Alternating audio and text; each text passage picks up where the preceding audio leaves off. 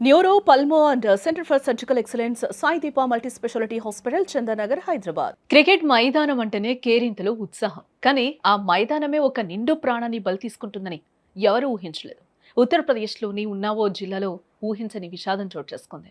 ఆకాశం నుంచి మృత్యువు తేనెటీగల రూపంలో విరుచుకుపడింది. అండర్ 13 క్రికెట్ మ్యాచ్ జరుగుతూ ఉండగా జరిగిన ఈ దాడిలో ఒక అంపైర్ ప్రాణాలు కోల్పోగా పలువురు గాయపడినట్లుగా కూడా తెలుస్తోంది.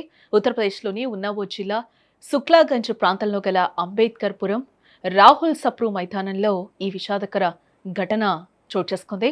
కాన్పూర్ క్రికెట్ అసోసియేషన్ ఆధ్వర్యంలో ఇక్కడ అండర్ 13 క్రికెట్ టోర్నమెంట్ నిర్వహిస్తూ ఉన్నారు. మ్యాచ్ ఎంతో ఉత్సాహంగా కొనసాగుతుంది. రెండో ఇన్నింగ్స్ మధ్యలో ఆటగాళ్లు కాస్త సేద తీరేందుకు డ్రింక్స్ బ్రేక్ తీసుకున్నారు. సరిగ్గా అదే సమయంలో ఎక్కడి నుంచి వచ్చాయో తెలియదు కానీ వేల సంఖ్యలో తేనెటీగలు మైదానాన్ని ఒక్కసారిగా చుట్టుముట్టేశాయి.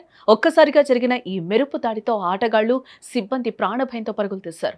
కొందరు నేలపై పడుకొని తమను తాము రక్షించుకునే ప్రయత్నం చేశారు. అయితే మైదానంలో అంపైర్గా వ్యవహరిస్తున్న 65 ఏళ్ల మాణిక్ గుప్తా ఈ దాడిలో చిక్కుకుపోయారు.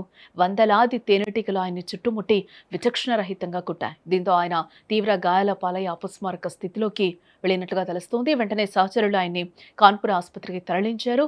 కానీ ఆయన అప్పటికే మరణించినట్లుగా వైద్యులు కూడా నిర్ధారించడం జరిగింది. ఈ ఘటనలో మరో అంపైర్ జగదీష్ శర్మతో పాటు దాదాపు 15 నుంచి 20 మంది యువ క్రికెటర్లు కూడా గాయపడినట్లుగా తెలుస్తోంది. వెంటనే అప్రమత్తమైన నిర్వాహకులు మ్యాచ్ నైతే రద్దు చేయడం జరిగింది.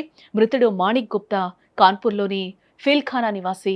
ఆయనకు భార్య, 4 కుమార్తెలు ఉన్నట్లుగా కూడా తెలుస్తోంది. 3 కుమార్తెలకు ఇప్పటికే వివాహాలు అయ్యాయి. జిల్లా స్థాయి క్రికెటర్ అయిన గుప్తా క్రికెట్ అంటే ఉన్న మక్కువతో రిటైర్మెంట్ తర్వాత కూడా అంపైర్గా ఆయన సేవలు అందిస్తూ ఉన్నారు. మాణిక్ గుప్తా మృతి పట్ల క్రికెట్ అసోసియేషన్ తీవ్ర దిగ్భ్రాంతిని వ్యక్తం చేసింది. బాధిత కుటుంబానికి అసోసియేషన్ అలాగే ప్రభుత్వం తరపున ఆర్థిక సాయం అందజేశారు. గుప్తాకు డయాబెటీస్ ఉండటం అలాగే ఒక్కసారిగా తేనెటీగలు దాడి చేయడంతో ఆయన తీవ్ర భయాందోళనకు గురి కావడమే మరణానికి కారణమని వైద్యులు ప్రాథమికంగా వెల్లడించారు. ఈ విషాద ఘటనతో స్థానిక క్రీడాకారులు కన్నీరు మున్నీరవుతున్నారు.